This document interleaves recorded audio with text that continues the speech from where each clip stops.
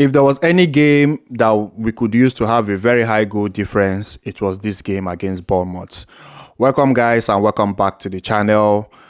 Man City scored 6 goals to Bournemouth. Honestly, I was so happy. I was so happy because I needed us to score lots of goals. I was confident we were going to win this game. Honestly, I was confident because we're playing home. Honestly, we're playing at home, and coming up from the Manchester derby, we had lots of confidence going into the game. So I didn't see us drawing the game. I was very confident we were going to win the game. There were so many exciting things for me that happened. There were so many things that got me excited. First, I'll start with our defense line. I wish we kept a clean sheet, but apart from that, our defense line they keep raising the bar every game. They keep playing very, very well. Those guys, they are very solid at the back. Very, very solid. If it's Is it Walker? Walker is solid. Akanji, who I feel is very underrated. One of the best defenders in the Premier League is Akanji. But the guy is just he's just underrated.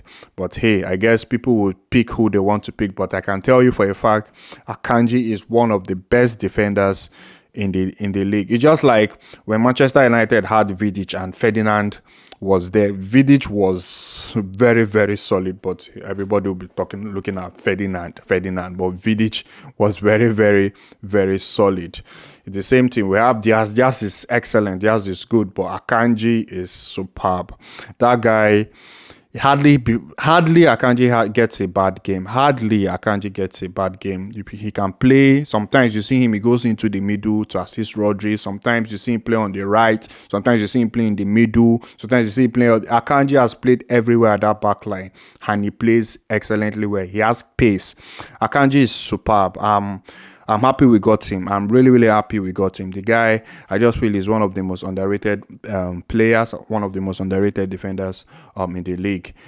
But then again, they all did very well at the back. I wish we kept the clean sheets, because that would have just been like the icing on the cake. Imagine scoring 6 goals and not conceding 1 goal. But our defense line, they'd be superb. They'd be excellent. They've been good, very, very good. Bournemouth didn't really have, I think it was just probably towards the end, when we're, I think, 3 goals up or 4. I think that was when Solanke even tried to take a shot that hits the bar. Apart from that, they didn't really cause us any problem. They didn't cause us much problem. Now, talking about Doku. As for Doku, honestly, my take on Doku is, I've always said I didn't care if he scored goals or if he assisted. All I wanted from Doku was him just understanding the league, adapting to the league, understanding his fellow players, his fellow team players. But so far, he has exceeded expectations for me, because the guy is superb. I'm happy we got Doku.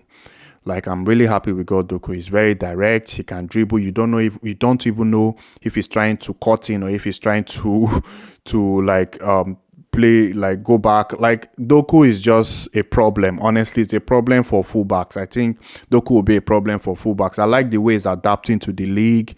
I like the way he's even playing well with his teammates. Four assists and 1 goal against Bournemouth. He tried. He really, really tried. Yes, it's Bournemouth, but then again, it's not easy. Honestly, it's not easy. People, when you do this thing, people think it's easy. Players it's just like Haaland scoring goals. People are like, he just scores goals, because he makes it look easy, but honestly, it's difficult. And Doku, so far, he has really impressed me, the way he's playing, the way he's adapting to the league, and I know there's still more to come from Doku. Then when you talk about him and Jack Grealish, honestly, I can't pick. That's the truth here, because Jack Grealish keeps the ball, more control. He knows how to carry the ball into the middle of the pitch. Jack Grealish causes problems. The game against Manchester United, you could see what him and Bernardo Silva were doing. The previous game, which was the Champions League, Jack Grealish was a problem. So Jack Grealish and Doku, honestly, it just depends on the opponent we're facing. I think if we're coming up against opponents where we can actually take a bit of risks in losing the ball because we have fullbacks that can recover to stop the counter. Maybe we'll play Doku because Doku trying to dribble might actually lose the ball, and that might lead to a counter. So if we're willing, I think it will come up against the opponent if we're willing to take that risk, whereby if we lose the ball, our defenders are able to recover very quick, and maybe our midfielders. But maybe when we're trying to not lose the ball, have much control because the opponents are very deadly in terms of their transition and their counter attack, maybe coming up against like a Thomas Tuchel kind of team or a Real Madrid, those kind of teams. Maybe that's where Jack Grealish comes into play because he's more control. He hardly loses the ball. He's able to even get lots of foul. So, so at the end of the day, honestly, it just comes down to the opponent we'll be facing. Honestly, if I'm to pick, I really don't know because I can't pick any of them because they make me happy whenever I see them. Play. Erling Haaland got a little knock, and Pep was like, they didn't want to risk him. I just hope Erling Haaland is fit. It's just sad that he didn't score.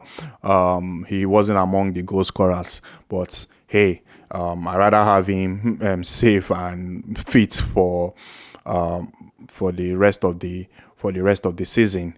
Oscar Bob, I'm happy he got an assist. I'm happy. I wish I think there was an assist he gave again to Kovacic. It was an assist he gave again to Kovacic. I wish that went in. But Oscar Bob, I'm happy he played well. The few minutes he got, he was able to get an assist. I think it was a one to Nete Ake.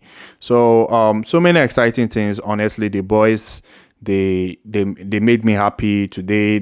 I would say overall performance, I will give them like a 9/10. It was like a controlled game from the first minute to the last minute. Everything was just spot on. Everybody came out to their A game, playing very well, and coming up from the Manchester derby, I know that confidence will be there. And also we're playing at Etihad. So this is just a game I feel we needed to win. Honestly, we needed to win this game because I know if we win this game, we go top of the table, and also we have a chance for probably Arsenal to drop points because they'll be coming up against Newcastle United. They have a chance to drop one. They might win. But then again, I'm happy we won. You can only beat what is in front of you at the end of the day. We just have to keep winning one game at a time. I think after this game, we're likely to face, I think it's Chelsea and Liverpool. One of them, I think it's Chelsea and Liverpool after this game. So just one game at a time. And like Pep said, a lot of things can happen. It's still a long season. But so far, I'm happy how we're playing. I just wish we can keep more clean sheets. That's the only thing I just want. I really wish we can keep more clean sheet, honestly. I wish we can keep more clean sheets.